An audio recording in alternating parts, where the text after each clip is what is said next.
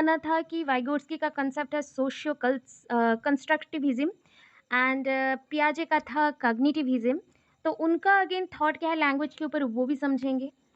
Short short दिया है, छोटा छोटा है लैंग्वेज का पॉइंट्स है। देखो स्पीचेस ऑलरेडी हम कर चुके हैं तो ये रिपीट हो गया है। सो आज के क्लास में ये लैंग्वेज के अकॉर्डिंग कुछ पॉइंट्स हैं उसको कंप्लीट करते हैं और आफ्टर दैट हम न्यू पोर्शंस को भी ऐड करेंगे। अच्छा, इसके साथ बता दूं NEP 2020 आप पढ़ चुके हैं, NEP 1986 पढ़ चुके हो, मैकेले का पढ़ चुके हो। तो ये सारी चीज़ों को वन टाइम करके रीड करके जाना बहुत इम्पॉर्टेंट है, बिकॉज इससे क्या होगा कि आपके जितने भी इम्पॉर्टेंट चीज़ें हैं वो कवर अप हो जाएंगे और प्लस रिवीजन के साथ साथ आपके एग्जाम में जो क्वेश्चंस आएंगे उसके लिए भी हो जाएगा। वो इम्पॉर्टेंट है, उसको भी मैं ऐड कर दूंगी, आप देख लोगे। अब देखो, आ जाओ। वंस अगेन गुड इवनिंग, नमस्ते, राधे राधे, जय जगन्नाथ। स्टार्ट करो भगवान का नाम लेके। लैंग्वेज क्या है? Language is a medium of communication और मेथड ऑफ कम्युनिकेशन है। लैंग्वेज एक मेथड ऑफ कम्युनिकेशन है और मीडियम ऑफ कम्युनिकेशन है। Language development starts after birth. After birth ही लैंग्वेज डेवलपमेंट स्टार्ट हो जाता है। जैसे कि बच्चा सेंसेस से पहले समझता है, उसके बाद बच्चा थोड़ा थोड़ा करके cooing, crying, cooing, babbling, one word, then आपका two words, then meaningful sentences, ऐसे करके बोलना सीखता है। तो ये लैंग्वेज डेवलपमेंट स्टार्ट होता है after birth. Language is an acquired skill और प्रोसेस। एक्वर्ड मतलब क्या आप बोल सकते हैं भाषा आप सीखते हो, लैंग्वेज जो आप सीखते हैं ये जन्म से पहले ही आप सीख जाते हैं? Is it possible? जल्दी बोलो, is it possible? No, that means ये हो गया कि जन्म के बाद ही हमें इसे सीखना पड़ेगा बाहर से। कुछ कैरेक्टर्स हमारे अंदर हैं, जैसे कि हमारा हाइट, वेट, हमारा बोलने का ढंग हो सकता है या ब्लर्ड हो सकता है, हमारे नेल के स्टाइल्स, हमारे हेयर के स्टाइल्स, आई के कलर, ये सारी चीज़ें हैं ना जो जन्म से पहले ही आपको मिल सकता है थ्रू जेनेटिक्स, गुणसूत्र के थ्रू मिल सकता है, क्रोमोसोम्स के थ्रू, जीन्स के थ्रू मिल सकता है माता पिता से। बट लैंग्वेज जो है ये स्टार्ट होता है गर्भावस्था से, जैसे कि माता का बात सुन रहे हो, बट उसको पता नहीं रहता बच्चे को कि ये लैंग्वेज ओडिया है, ये लैंग्वेज हिंदी है या ये लैंग्वेज इंग्लिश है, उसे कुछ नहीं पता। तो जन्म के बाद ही उसका एक्चुअल लैंग्वेज लर्निंग और लैंग्वेज के ऊपर जो उसका कौशल है वो बढ़ता है। So language is an acquired skill और process. Language is an acquired skill और प्रोसेस, जो चीज़ को जन्म होने के बाद हम सीखते हैं, एक्वायर करते हैं, अपने इस्तेमाल में यूज़ करते हैं, उसको बोला जाता है एक्वर्ड स्किल, जो जन्म के बाद हो। सो नॉर्मली ये एक्वर्ड हम कहाँ पे करते हैं? Can acquired in the environment naturally, हम अपने परिवेश से करते हैं, हमारे सराउंडिंग में जो चीज़ें प्रेजेंट है, जो लोग प्रेजेंट है, उनसे हम बातें करते हुए सीखते हैं ये सब चीज़। अब चलो, acquisition of language starts naturally. That means क्या समझे? एक्विजिशन, लैंग्वेज सीखना नेचुरल प्रोसेस है एक, वो नेचुरली आप स्टार्ट करते हो अपने फैमिली से ही। अब ना लैंग्वेज को हम डिवाइड करेंगे, मतलब लैंग्वेज की स्किल को, कौशल को 4 पार्ट में डिवाइड किया गया। English pedagogy, Hindi pedagogy, English pedagogy first semester, third semester, plus English pedagogy for your seated, ओटेड, ousted and Kurukshetra students first year वाले जितने भी हैं, आपका पेपर एक है लैंग्वेज अक्रॉस करिकुलम और इंग्लिश पेडागोजी, हिंदी पेडागोजी। तो ऐसे सब्जेक्ट्स में ये टॉपिक कंफर्म रहता है कि हम लैंग्वेज का जितने भी स्किल्स हैं उसको कैसे डिवाइड कर रहे हैं। सो लैंग्वेज स्किल हम शॉर्टकट बोलते हैं LSRW। LSRW, इसमें सीक्वेंस बनता है, L फर्स्ट है, S सेकंड है, R आपका थर्ड है, W आपका फोर्थ है। सो L for listening, S for speaking, R for reading, W for writing. ठीक है। सो आपको अगर किसी ने पूछा कि कौन सा काम लैंग्वेज स्किल, जब हम भाषा में अपना मतलब पावर बढ़ाते हैं, स्किल बढ़ाते हैं, हम खुद को स्किलफुल करते हैं कोई लैंग्वेज को सीख के, तो हम पहला काम क्या करते हैं? चीज़ों को अच्छे से सुनते हैं, कौन सा लैंग्वेज बोल रहा है, वर्ड्स कैसे बोल रहा है, ऐसा हम सुनते हैं। लिसनिंग का काम चलता है, लिसनिंग के बाद जो होता है बोलने का ट्राई करते हैं, स्पीकिंग। फिर वो जिस चीज़ पे मतलब उस लैंग्वेज पे जो भी कुछ लिखा हुआ है, जैसे किताबें हैं, न्यूज़पेपर है, उसको हम पढ़ना शुरू करते हैं, रीडिंग। फिर हम लिखना शुरू करते हैं, राइटिंग। सो आप बोल सकते हो स्पीकिंग किस पे डिपेंड है? लिसनिंग पे। रीडिंग किस पे डिपेंड है? स्पीकिंग एंड लिसनिंग पे। राइटिंग किस पे डिपेंड है? रीडिंग, स्पीकिंग एंड लिसनिंग पे। सो लास्ट वाला चीज बाकी 3 पहले चीजों के ऊपर डिपेंड करेगा। लास्ट से जो पहले है वो वाला चीज आपका, वो कौशल आपके पहले के 2 कौशल के ऊपर निर्भर करेंगे, ऐसा होता है। तो लिसनिंग पहले, लिसनिंग का हिंदी है श्रवण, स्पीकिंग मतलब बोलना, कथन, कथन कथन हम बात करते हैं ना, कथन होता है। फिर आता है रीडिंग, पठन, ये पढ़ना, पठन, हम इसको पठन बोल सकते हैं, दैट इज पठन। और राइटिंग लेखन, लेखन के ऊपर आएगा लेखन। तो ये श्रवण है आपका, श्रवण, ठीक है, कथन, पठन, लेखन। ये हिंदी पेडागोजी सीटेट में जो भी एग्जाम देंगे उनके लिए काम में आ जाएगा, और ओडिया पेडागोजी में भी आपका काम आ जाएगा, सेम ही रहता है। चलो, ये teacher should firstly focus on reading and writing, should focused at last. देखो, ये teacher should focus on reading and writing, should focused at last. Writing is the most difficult in language skills. अभी मैं चीज़ों को बोलती हूँ, यहाँ पे छूट गया है आई थिंक। ये teacher should firstly focus on reading writing नहीं होगा, यहाँ पे होगा आपका लिसनिंग एंड स्पीकिंग। टीचर किस पे ज़्यादा फोकस करेगा कि बच्चे का अगर रीडिंग एंड राइटिंग में ज़्यादा टीचर फोकस कर रहा है तो अल्टीमेटली बच्चा क्या कर रहा है, पहले मैं एज ए टीचर आपको कुछ पढ़ा रही हूँ, आप क्या कर रहे हो, अभी सुन रहे हो, तो आपका लिसनिंग स्किल बढ़ा, आप उसको बोलने को ट्राई कर रहे हो तो ये आपका स्पीकिंग स्किल बढ़ा। तो ये दोनों चीज़ को करने के लिए आपको रीडिंग से ही स्टार्ट करना पड़ेगा स्कूल में। सो टीचर किस पे ध्यान दिया पहले से ही, रीडिंग एंड राइटिंग में। बट ये कौशल बच्चा कब सीखेगा, सबसे लास्ट में सीखेगा, बिकॉज LS पहले सीखेगा। Writing is the most difficult in language skill, सबसे लास्ट में आता है, देख सकते हो LSRW। सो सबसे लास्ट में कौन आया, आपका राइटिंग स्किल आ रहा है, तो ये सबसे डिफिकल्ट है, सबसे डिफिकल्ट है लैंग्वेज स्किल्स में। अब चलो मैं आपको बहुत सारी इंपॉर्टेंट चीज़ बताती हूँ। Parts of language skill, parts of language skill, ठीक है। सो हम ना लैंग्वेज स्किल को 2 पार्ट में डिवाइड करते हैं, एक होता है प्रोडक्टिव स्किल, एक होता है रिसेप्टिव स्किल। रिसेप्टिव स्किल का मतलब है जिस चीज़ को आप रिसीव कर सकते हो, बाहर से खुद के अंदर ले सकते हो, ठीक है, रिसेप्टिव स्किल होता है। अब बोलोगे कौन सा रिसेप्टिव स्किल है, देखो लिसनिंग एंड रीडिंग को रिसेप्टिव स्किल बोला जाता है, and it is passive skill also. अगर मैं इसको बोलूँ लिसनिंग एंड रीडिंग, मतलब LSRW नहीं है यहाँ पे, LR रिसेप्टिव स्किल है एंड पैसिव स्किल है। SW, देखो एस में भी एनर्जी लगता है, बोलने में एनर्जी लगता है, मैं आपको बोलती हूँ ना, बोल रही हूँ 2 घंटा 3 घंटा बोलते जाऊँ तो मेरा भी एनर्जी बहुत ही ज़्यादा लूज होगा। सो एस मतलब एक्टिव स्टेज, क्योंकि हम यहाँ पे बोलते हैं, और राइटिंग में भी हाथ से लिखते हो तो ये भी एक्टिव है। स्पीकिंग करोगे तो कुछ अच्छा बोलोगे, रिजल्ट दोगे, राइटिंग करने से भी उसका भी रिजल्ट मिलता है, बट सुनने से कोई रिजल्ट नहीं मिलता है, मतलब देखने में नहीं मिलता है, ना ही आपको रीडिंग करने से कोई रिजल्ट्स मिलेगा। मतलब रीडिंग मतलब क्या, रीडिंग ऐसे normal reading, A for Apple जो भी पढ़ रहे हो, इससे कोई रिजल्ट्स नहीं मिलेंगे, इससे आपका स्पीकिंग अच्छा होगा, इससे आपका राइटिंग अच्छा होगा। सो याद रखो, प्रोडक्टिव स्किल कौन से हैं, स्पीकिंग एंड राइटिंग। कैसा लिखोगे, LSRW कर दिया और लिखा, SW होते हैं प्रोडक्टिव स्किल, LR होता है रिसेप्टिव स्किल। LR को हम पैसिव स्किल भी बोलते हैं बिकॉज एनर्जी कम यूज होता है, एंड SW को हम एक्टिव स्किल बोल सकते हैं बिकॉज यहाँ पे ज़्यादा एनर्जी यूज होता है। अभी देखो और भी दे रही हूँ मैं। लैंग्वेज स्किल अगेन 2 पार्ट में डिवाइड किया गया, अगेन इसको हमने 2 पार्ट में डिवाइड किया, भाषा के जो कौशल है ना, इसको हमने अब फिर से 2 पार्ट में डिवाइड कर दिया। पहला है ओरल, ओरल, ओरल, ओरल मतलब पहले हम सुनेंगे फिर बोलेंगे, मैं आपको बोल रही हूँ तो आपके कान यूज़ हो रहे सुनने के लिए, और फिर आप माउथ से बोलोगे।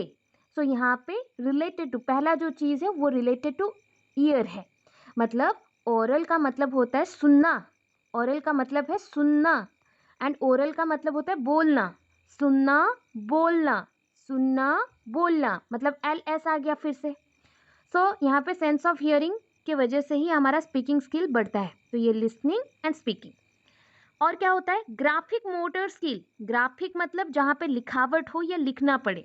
सो लिखावट वाला क्या है, रीडिंग, राइटिंग क्या है, लिखना खुद से पड़ता है, तो ग्राफिक बोलते हैं ना, ग्राफिक डिज़ाइन, ग्राफिक चीज़ें, तो ये लिखने और पढ़ने से आता है, तो रीडिंग एंड राइटिंग को हम ग्राफिक मोटर स्किल बोलते हैं। अब देखो, पहले पार्ट में आया sense of hearing and speaking. Hearing मतलब आप लिसनिंग कर रहे हो, स्पीकिंग मतलब आप स्पीकिंग मतलब LS के बारे में बात कर रहे हो। तो ओरल एंड ओरल स्किल इसका पार्ट है, ठीक है। बट जहाँ पे हम ध्यान दे रहे हैं कि ज़्यादा प्रोडक्टिव हो, ज़्यादा आपका मतलब ग्राफिक मोटर का यूज़ हो रहा है, तो वो है हैंड राइटिंग। तो हैंड राइटिंग स्किल में हम ज़्यादा यूज़ करते हैं ग्राफिक मोटर स्किल का, ठीक है। फिर नेक्स्ट देखो, vocabulary development starts after birth. Vocabulary मतलब बोलने से क्या होता है, शब्द आते हैं आपके माइंड में, शब्द स्टोर होता है, वर्ड्स डेवलप होते हैं। तो vocabulary development starts after birth, ये बर्थ के बाद ही स्टार्ट हो जाता है। स्टेज ऑफ वोकाबुलरी डेवलपमेंट कौन से पीरियड से स्टार्ट होता है ना, ये स्टार्ट होता है 1 ईयर से, फर्स्ट ईयर से ही स्टार्ट हो जाएगा। यहाँ पे भी 2 टाइप का है, एक होता है जनरल वोकाबुलरी, एक होता है specific vocabulary. General vocabulary and specific vocabulary. General vocabulary जो ओवरऑल चीज़ों पे हो वो 1 ईयर से ही स्टार्ट हो जाते हैं। स्पेसिफिक वोकाबुलरी जो पर्टिकुलर चीज़ों के ऊपर हो वो 2 ईयर से स्टार्ट होता है, ठीक है। क्या हम इतना क्लियर है? अभी जो टॉपिक है ये स्कीम एंड स्कीमा है। तो स्कीमा जो वर्ड है, नॉर्मली स्कीम एंड स्कीमा दोनों वर्ड ही जीन पियाजे ने यूज़ किया था कॉग्निटिव डेवलपमेंट में। एंड कॉग्निटिव डेवलपमेंट कौन से चैप्टर में आप लोगों ने पढ़ा हुआ है? आपने पढ़ा हुआ है चाइल्ड पर्सपेक्टिव के पेपर में और चाइल्ड डेवलपमेंट के पेपर में, और वो भी आपके बोला जाए तो सेकंड यूनिट में, राइट। तो उसके अकॉर्डिंग क्या मेंशन है, स्कीमा एक नॉलेज यूनिट होता है जहाँ पे हमारे मेमोराइज होते हैं चीज़ें और स्टोर होते हैं। सो एक साइकोलॉजिस्ट है जीन पियाजे, आप जानते हैं ऑलरेडी जीन पियाजे हैं, और ये स्विस साइकोलॉजिस्ट जीन पियाजे यूज द टर्म, इन्होंने टर्म यूज किया scheme and schema, 2 term use किया, scheme and schema in his theory cognitive development. कौन से थ्योरी में? कॉग्निटिव डेवलपमेंट वाले थ्योरी में। कॉग्निटिव डेवलपमेंट वाले थ्योरी में 4 पार्ट थे, याद करो, जो था आपका sensory motor, pre operational, concrete operational and formal operational. Sensory motor बच्चे का एज है 0 to 2 ईयर्स, प्री ऑपरेशनल बच्चे का एज है 2 to 6 ईयर्स, कॉन्क्रीट ऑपरेशनल बच्चे का एज है 6 to 11 ईयर्स और 12 ईयर्स एंड 12 प्लस जो बच्चे हैं वो है फॉर्मल स्टेज में, फॉर्मल ऑपरेशनल स्टेज में। तो sensory motor, pre operational, concrete operational and formal operational. Sensory motor stage में 3 जो चीज़ होते हैं, आज फिर से मैं उसको बता दूंगी, ठीक है। क्या क्या है फिर भी बता रही हूँ, रिफ्लेक्स एक्शन, ठीक है, ऑब्जेक्ट परमानेंस एंड सेंसरी के थ्रू जानना, मतलब सेंसरी ऑर्गन्स का यूज़ करना, जब हम बात करें प्री ऑपरेशनल का, तो प्री ऑपरेशनल में भी 3 पॉइंट्स जो इंपॉर्टेंट है वो मैं बताती हूँ। प्री ऑपरेशनल में ईगोसेंट्रिज्म, सेंट्रेशन एंड एनिमिज्म। कॉग्निटिव मतलब आपके कॉग्निटिव डेवलपमेंट में जो 3rd पार्ट में आता है वो है आपका कॉन्क्रीट ऑपरेशनल पॉइंट्स, जो भी आपके प्री ऑपरेशनल के बाद आता है। और ये स्टेज में होता है आपका thinking start, logical thinking start, reversibility नहीं कर सकता, और सेंट्रलाइजेशन का डिसेंट्रलाइजेशन होता है। लास्ट स्टेज में आपका जो होता है वो है आपका एब्स्ट्रैक्ट थिंकिंग, ठीक है, reversibility and problem solving and analysis. तो इतने स्टेजेस में कॉग्निटिव डेवलपमेंट कंप्लीट होता है। उसके साथ एक डायग्राम और भी समझाया था आपको। पहले जब भी कोई भी नॉलेज को गैदर करोगे, सपोज ए भी एक नॉलेज है, प्लस बी भी एक नॉलेज है, सी भी एक नॉलेज है, डी भी एक नॉलेज है, ई भी एक नॉलेज है, ऐसे करके इतने नॉलेज हैं हमारे पास। हर एक नॉलेज को हम बोलते हैं स्कीमा, ये स्कीमा जब जुड़ जाता है और एक जगह प्रेजेंट होता है, इसको बोलते हैं एसिमिलेशन बोला जाएगा, एसिमिलेशन बोला जाएगा। बट सपोज थिंक दैट कि कोई न्यू मेंबर्स आ गया है, घर पे कोई न्यू मेंबर आ गए हैं, सो F and G आया हुआ है और उसके रिलेटेड कोई आइडियाज़ नहीं है, कोई रूम नहीं है, कुछ नहीं है, तो क्या करना पड़ेगा? F and G को जगह देने के लिए मुझे पुराने जो आइडियाज़ और वैल्यूज़ हैं या फिर कोई भी एलिमेंट्स हैं उसे हमें खोना पड़ेगा, मतलब A and B को या C को, किसी को भी एक घर से जाना पड़ेगा। जब ऐसा होगा कि नॉलेज, पुराने नॉलेज गए एंड नया नॉलेज बना, तो इसको बोलते हैं एकोमोडेशन, एकोमोडेशन, ठीक है, इसको बोलते हैं एकोमोडेशन। एकोमोडेशन हो गया। अब पॉइंट देखना कि बच्चा कुछ भी सीख रहा है, सारे आइडियाज़ को गेन किया, तो इसको बोलते हैं एसिमिलेशन। जब एसिमिलेशन हो गया तो बच्चा क्या किया, न्यू सिचुएशन में बैलेंस हो गया, बैलेंस्ड इन न्यू सिचुएशन, बैलेंस्ड इन न्यू सिचुएशन। तो न्यू सिचुएशन में बैलेंस्ड होने के बाद जो स्टेज आता है उसको बोलते हैं बैलेंस सिचुएशन और इक्विलिब्रियम। इक्विलिब्रियम, जब इक्विलिब्रियम आता है, बैलेंस होता है, तो इक्विलिब्रियम के बाद जो स्टेज आए वो है फिर से कोई नया सिचुएशन आ गया, न्यू सिचुएशन आ गया। उस न्यू सिचुएशन के अकॉर्डिंग अभी हल्ला मच गया होगा घर पे, ऐसा है वैसा है वैसा है, तो हमें क्या करना पड़ेगा, क्या मेरे पास इस सिचुएशन को हैंडल करने के लिए आइडियाज़ हैं? तो सबने बोला नहीं, तुम्हारे पास आइडिया नहीं है, तो हमें रूम खाली करके दो, हम तब नए आइडियाज़ को वहाँ पे भरेंगे आपके टॉपिक के ओरिएंटेड। सो इसके अकॉर्डिंग बैलेंस स्टार्ट होने से पहले डिसइक्विलिब्रियम हो गया। डिसइक्विलिब्रियम मतलब बैलेंस सबने खो दिया, क्योंकि उस रूम में सब कोई ऑलरेडी प्रेजेंट है, ठीक है। अब क्या हो गया कि हमारे पास एसिमिलेशन है, इक्विलिब्रियम है, न्यू सिचुएशन है एंड डिसइक्विलिब्रियम भी हो गया, क्योंकि नए नए सिचुएशन आ रहे हैं, उसको हैंडल नहीं करना है। जब नए सिचुएशन के अकॉर्डिंग नए आइडियाज़ आ गए तो उसके लास्ट में क्या आएगा आपके, उसके लास्ट में क्या आएगा आपके, वेट, हाँ, लास्ट में क्या आएगा, एकोमोडेशन। एकोमोडेशन आएगा, ठीक है, एकोमोडेशन आएगा। This is the steps, these are the steps for cognitive development. यही सारे स्टेप्स हैं, इससे बाहर और कुछ नहीं पढ़ना है। सो इतने में से ही क्वेश्चन आता है जो मैंने अभी बता दिया, उन्हीं का ही पार्ट चल रहा था, तो पूरा थ्योरी और एक बार रिवाइज करा दिया। सो स्विस साइकोलॉजिस्ट जीन पियाजे यूज द टर्म्स, दो टर्म्स उन्होंने यूज किया, scheme and schema, in his theory of cognitive development. Jean पियाजे experimented his theory on his own children. देखो, अपने बच्चों के ऊपर भी उन्होंने बहुत सारे एक्सपेरिमेंट किए थे, जानने के लिए कि उनका एक्सपेरिमेंट सक्सेसफुल रहा कि नहीं रहा। बिकॉज ये मतलब जो भी एक्सपेरिमेंट हो रहा था इसमें कोई हार्म नहीं है, कोई भी प्रॉब्लम नहीं है, ना ही किसी के लाइफ के साथ कोई लिंक्ड हो रहा है, तो ये थ्योरीज किसी के ऊपर भी हम लागू कर सकते हैं।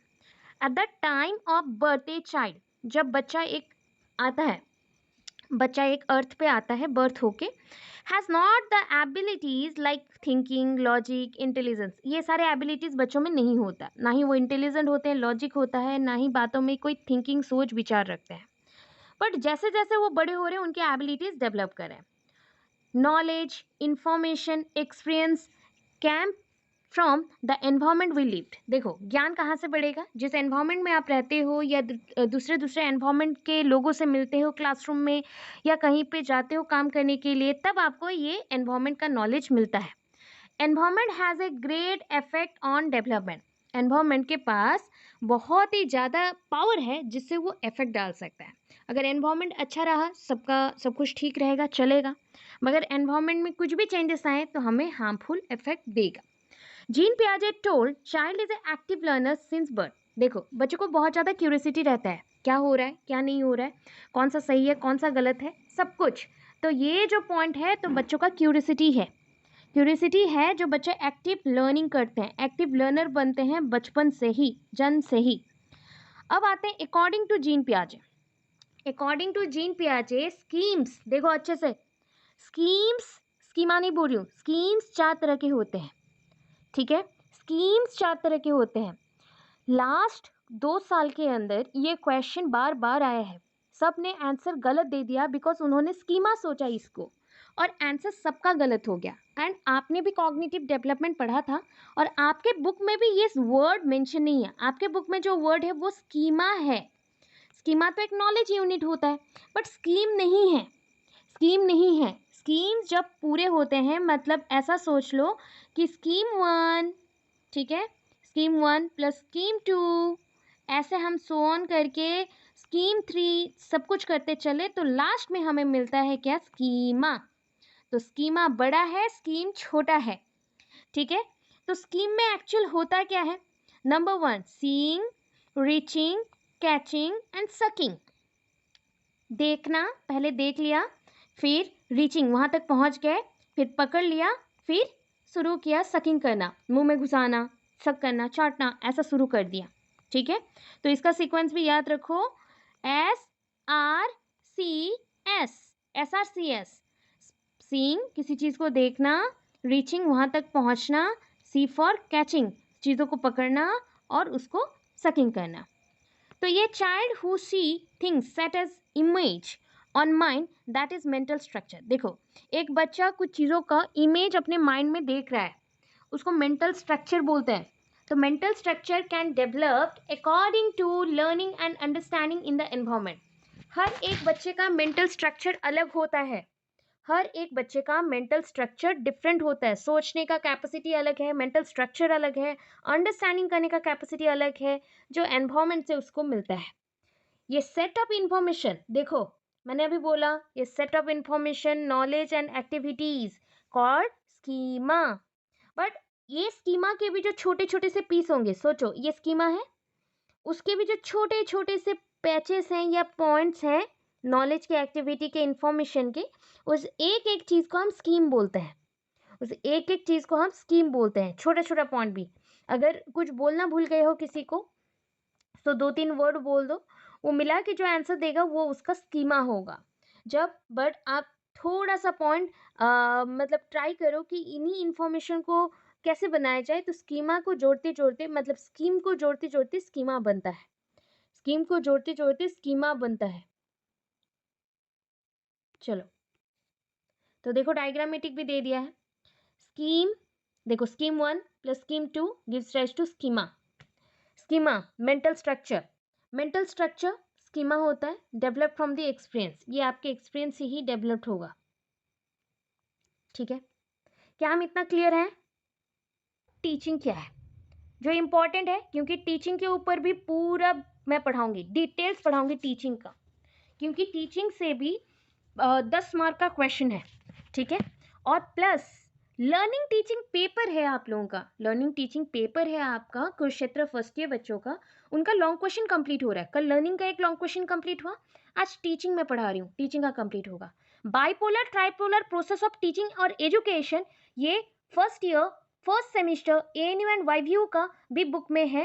आपका बुक का नाम है फिलोसॉफिकल फाउंडेशन एंड आईसीटी, दोनों में ही ये क्वेश्चन है, टॉपिक है।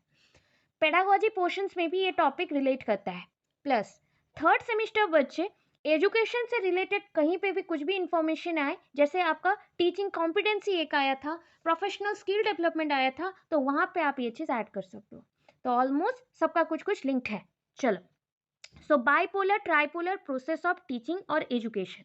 एजुकेशन, बहुत बच्चों ने पूछा था मैम फिलोसॉफी का नोट्स बना रहे हैं, एजुकेशन का इंट्रो क्या दे। देखो मैं कुछ कुछ आपको इंट्रो अभी दे रही हूँ, बहुत सारी इंफॉर्मेशन।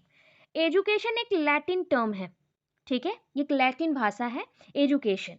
एजुकेशन संस्कृत वर्ड अगर है, संस्कृत से डिराइव्ड होता है, तो इसको विद बोला जाता है, विद, क्योंकि यहाँ से ही बनते हैं विद्या, विद्या।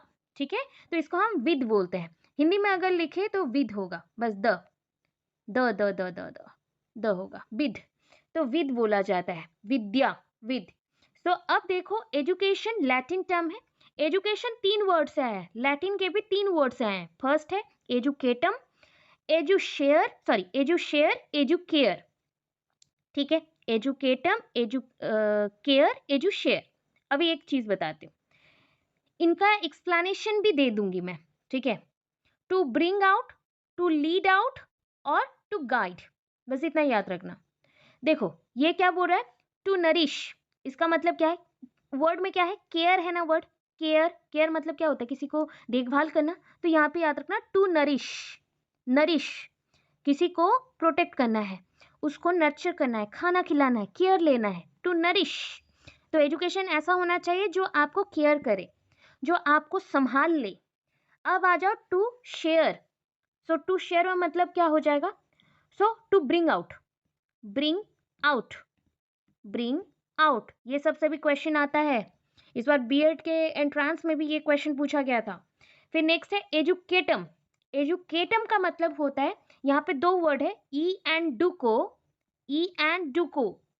ठीक है, ये 2 अल्फाबेट, मतलब ई अलग कर दिया गया एंड डुकेटम के लिए डुको यूज किया गया, और इसका मतलब होता है lead out, to lead out मतलब गाइड करना, लीड आउट गाइड करना, बच्चों को पथ दिखाना, रास्ता दिखाना, पथ प्रदर्शक करना, दिशा दिखाना। ठीक है, तो हमने पढ़ लिया एजुकेटम जो रास्ता दिखाएगा, एजुकेयर जो नरिश करेगा, एजुशेयर जो आपको आगे लेके जाएगा और ऊपर लेके जाएगा पढ़ने के लिए। तो education is the way to allowed all round development of the child. Education ऐसा एक चीज है जो कि एक बच्चे का ऑल राउंड डेवलपमेंट कर सकता है, all round development of the child possible होता है। नॉर्मली एजुकेशन बाइपोलर होता है। अगर किसी ने पूछ लिया ना एजुकेशन कैसा है, तो एजुकेशन बाइपोलर है, ठीक है। और बाइपोलर सिस्टम को किसने डिस्कवर किया था? जॉन एडम ने डिस्कवर किया था। और उन्होंने, एक अमेरिकन साइकोलॉजिस्ट है, अमेरिकन एजुकेशनिस्ट भी हैं, वो साइकोलॉजिस्ट भी हैं, एजुकेशनिस्ट भी हैं। और उन्होंने अपने बुक में लिखा, रोट ए बुक, उन्होंने एक बुक लिखा, इवोल्यूशन ऑफ एजुकेशनल थ्योरीज। बहुत सारे एजुकेशनल थ्योरीज हैं, हम बहुत सारी चीज़ों से जानते हैं ना, सीखते हैं ना, तो इसलिए एजुकेशनल थ्योरीज भी बहुत सारे हैं। तो evolution of educational theories. So in his book, इस बुक में उन्होंने फिर से मेंशन किया, in his book he wrote about education that education is a bipolar process. इसी बुक में उन्होंने लिखा कि एजुकेशन बाइपोलर प्रोसेस है। और इस पॉइंट को आप चाहो तो ऐड कर सकते हो आपके इंट्रोडक्शन पार्ट में, आईसीटी में हो या फिर फिलोसॉफिकल फाउंडेशन में। ये पोर्शन ऐड होगा मतलब आपके फिलोसॉफिकल फाउंडेशन का लास्ट यूनिट में भी, एंड आपके ऐड हो सकते हैं पेडागोजी पोर्शंस में भी। प्लस ये क्वेश्चन फर्स्ट ईयर स्टूडेंट्स के भी ऐड होंगे आपके लर्निंग टीचिंग का पेपर, थर्ड पेपर में ऐड हो सकता है, एंड सेकंड पेपर में भी ऐड कर सकते हो। ये एक बाइपोलर प्रोसेस है, जॉन एडम ने बोला है अपनी बुक में, लिखा है, ठीक है। यहाँ पे बाइपोलर क्यों है? क्योंकि दो चीज लिंक्ड है, एक है एजुकेटर जिनको हम टीचर भी बोल सकते हैं, एक है एजुकांड, एजुकांड मतलब स्टूडेंट। क्या हम क्लियर है? ओके। नेक्स्ट वाला पॉइंट आता है कि ट्राइपोलर प्रोसेस ऑफ एजुकेशन, ठीक है। Tripolar process of education. Education tripolar भी है, टीचिंग भी आपका ट्राइपोलर है। टीचिंग में क्या देते हो? टीचर क्या पढ़ाते हैं? एजुकेशन ही देते हैं ना। तो एजुकेशन हो या टीचर टीचिंग करता हो, ये भी देखो ट्राइपोलर है। अभी काउंट कर लो ना, मैं टीचर आपके लिए, आप मेरे स्टूडेंट हो। यहाँ पे देखो 3 पॉइंट आएगा, मैं टीचर, आप स्टूडेंट्स, एंड यहाँ पे सोसाइटी, एनवायरमेंट और करिकुलम जुड़ा हो सकता है। देखो हमारा सराउंडिंग अभी अब लिंक्ड कर रहे हैं हम दोनों को, और प्लस सोसाइटी तो है यहाँ पे मल्टी सोसाइटी, बट करिकुलम के अकॉर्डिंग अभी हम भाया ऑनलाइन मीडिया हम पढ़ रहे हैं, तो दैट्स वाई ये आपका ट्राइपोलर प्रोसेस है। 1 2 3 तीन शीर्षक होने के कारण इसको ट्राइपोलर बोला जाता है, ठीक है। ट्राइपोलर प्रोसेस ऑफ एजुकेशन को किसने दिया? जॉन दीवे ने। जॉन दीवे एक अमेरिकन फिलोसोफर है और प्रैग्माटिस्ट भी है, ठीक है। प्रैग्माटिज्म के ऊपर उन्होंने लिखा था। प्रैग्माटिज्म होता है that is learning by doing को प्रैग्माटिज्म बोलते हैं। मतलब इनका मेन कंसेप्ट होता है लर्निंग बाय डूइंग, बच्चा जो भी करेगा खुद से सीखेगा, learning by doing, activity based होगा, उसको जॉन दीवे ने बोला। ही गेव द कंसेप्ट, उन्होंने एक कंसेप्ट दिया, मॉडर्न कंसेप्ट ऑफ एजुकेशन, उन्होंने पॉइंट दिया। चलो अब ना क्वेश्चन आता है कि education is according to child, education किसके अकॉर्डिंग देना है हमें? चाइल्ड के अकॉर्डिंग। और सीसीई का फुल फॉर्म यहाँ पे छोटा सा बोल रही हूँ, चाइल्ड सेंटर्ड एजुकेशन है।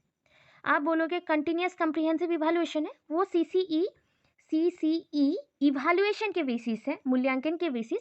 बट अगर किसी ने आपको बोला एजुकेशन के ओरिएंटेड सीसीई कौन सा है, चाइल्ड सेंटर्ड एजुकेशन होगा, ठीक है। अब देखो नेक्स्ट, पियाजे and Vygotsky's views on learning and thought. इन्होंने लर्निंग मतलब लैंग्वेज एंड थॉट के ऊपर क्या बोला? आप बोलोगे मैम लैंग्वेज एंड थॉट एक ही है, नहीं, दोनों अलग अलग पॉइंट है, लैंग्वेज एंड थॉट, और उसके बारे में इन्होंने भी बहुत सारे पॉइंट बोले। लैंग्वेज एक ऐसा चीज़ है जिससे हम कम्युनिकेट कर पाते हैं एक दूसरे से। सो language is the method of communication and it is an acquired skill, जो जन्म के बाद होगा। जन्म के बाद आप जो सीखते हो, जो आप प्रैक्टिस करते हो एवरी टाइम या बोलना चाहते हो, उसको बोलते हैं एक्वर्ड स्किल, जो कि होता है लैंग्वेज, जो आप सोसाइटी से और एनवायरमेंट से करते हो। And can be acquired in the living environment मतलब ह्यूमंस भी होंगे तो हम बात कर सकेंगे। अब थोड़ा कंपैरिजन जानते हैं। पियाजे साइकोलॉजिस्ट है, वाइगोट्स्की भी साइकोलॉजिस्ट है। पियाजे स्विट्जरलैंड के हैं इसलिए स्विस साइकोलॉजिस्ट बोला जाता है, स्विस साइकोलॉजिस्ट बोला जाता है। वाइगोट्स्की साइकोलॉजिस्ट है बट रशिया के हैं, रशियन साइकोलॉजिस्ट है। इनके पॉइंट ऑफ व्यू क्या है, थ्योरी जिन्होंने मतलब पियाजे ने जो थ्योरी दिया उसका नाम है कॉग्निटिव डेवलपमेंट, वाइगोट्स्की ने जो थ्योरी दिया उसका नाम है socio cultural development. Socio cultural development और सोशियो कंस्ट्रक्टिविज्म। ओके, लैंग्वेज इनके अकॉर्डिंग, पियाजे के according, language has no role according to पियाजे। इनके हिसाब से भाषा का कोई भी रोल नहीं होता है, कोई रोल नहीं होता है। बट अगर हम देखें वाइगोट्स्की का पॉइंट, तो वाइगोट्स्की बोलते हैं according to Vygotsky in cognitive development language use as a tool in learning. देखो, जब आपका दिमाग का विकास करना हो, आपको कोई चीज़ समझना हो, तो लैंग्वेज ही एकमात्र टूल है जिसके थ्रू आप लर्निंग कर सकते हो अच्छे से, ईच पॉइंट को समझ सकते हो पढ़ के। तो इसलिए ये इंपॉर्टेंट है वाइगोट्स्की के अकॉर्डिंग, बट पियाजे के अकॉर्डिंग लैंग्वेज का कोई भी रोल नहीं है सीखने में। पियाजे के अकॉर्डिंग, अकॉर्डिंग टू पियाजे, थॉट क्या होता है, थॉट्स डिटरमाइन लैंग्वेज। हमारा जो सोच होता है ना, हम जो सोचते हैं, जैसे मैंने आज सोचा कि ये पढ़ाऊं, तो वो सोच के हिसाब से ही मेरे मुंह से वर्ड्स आ रहे हैं, मैं लैंग्वेज का यूज़ कर रही हूँ। कंप्लीटली मैंने डिफरेंट लैंग्वेज का यूज़ नहीं किया, उसी लैंग्वेज का यूज़ किया, बट मेरे थॉट के अकॉर्डिंग। मेरा थॉट प्रोसेस अभी बहुत फास्ट चल रहा है, जिसके वजह से हमने जो सोचा करेक्टली वो मुंह से आ रहा है। अगर थॉट प्रोसेस में डिसइक्विलिब्रियम आ जाए तो हम तुतलाना स्टार्ट करेंगे, या फिर बोलने में प्रॉब्लम होगा, या फिर हम गलत गलत बातें बोलेंगे। तो ये पॉइंट होता है पियाजे के अकॉर्डिंग, वही चीज़ बोला गया कि थॉट जो होता है आपके लैंग्वेज को डिटरमाइन करता है। ठीक है, first thought comes than language. देखो, ये लाइन बार बार पूछे जाते हैं, पहला कौन सा आता है, जैसे हमारे पास वो क्वेश्चन है ना, अंडे पहले आएंगे या मुर्गी पहले आएगी, तो वैसा वाला है, थॉट पहले आएंगे कि लैंग्वेज पहले आएगा। तो हमारे पास आंसर भी है पियाजे के अकॉर्डिंग कि थॉट पहले होगा फिर लैंग्वेज आएगा। तो उनके हिसाब से और एक पॉइंट भी है, no thought no language. Thought नहीं तो लैंग्वेज भी नहीं, थॉट नहीं तो लैंग्वेज भी बिल्कुल नहीं। तो इनके according thoughts and learning takes place through senses. तो थॉट्स एंड लर्निंग दोनों ही पियाजे के अकॉर्डिंग सेंसेस के द्वारा होता है। जैसे आप सुनते हो तो आपके कान यूज हुए, आप देखते हो, देखने से भी हम बहुत सारा लर्निंग कर सकते हैं, इसलिए आपके आईज यूज हो गए। आपके बोल चालने से भी बहुत कुछ चीज़ें आप एक्सप्लेन कर पाते हो, समझ पाते हो, इसलिए जितने भी सेंस ऑर्गन्स हैं सब यूज होते हैं आपके थॉट एंड लर्निंग प्रोसेस में।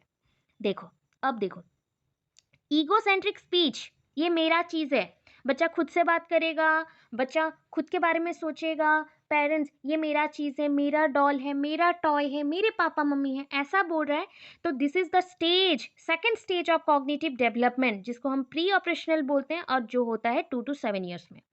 अगर किसी ने आपको बोला कि लैंग्वेज डेवलपमेंट प्रॉपर होता है और जहाँ पे थॉट के अकॉर्डिंग समझाया जाए, वो स्टेज है प्री ऑपरेशनल, ना कि sensory motor. Okay, pre operational. Egocentric speech useless होते हैं, अपने ही हिसाब से रहते हो, अपने ही धुन में, अपने अकॉर्डिंग बातचीत करते हो। Language doesn't used as a tool in development. Language को हम टूल के अकॉर्डिंग नहीं देखते हैं, अपने डेवलपमेंट में कोई भी पार्ट रोल नहीं करता है। सो ऐसा सोचते हैं पियाजे। लेव वाइगोट्स्की क्या बोलते हैं, the child learns the language in the society. कल पढ़ चुके हैं, लेव वाइगोट्स्की ने बोला था कि लैंग्वेज बच्चा सोसाइटी से सीखता है। कैसे सीखेगा, ऑब्जर्विंग एंड लिसनिंग करके।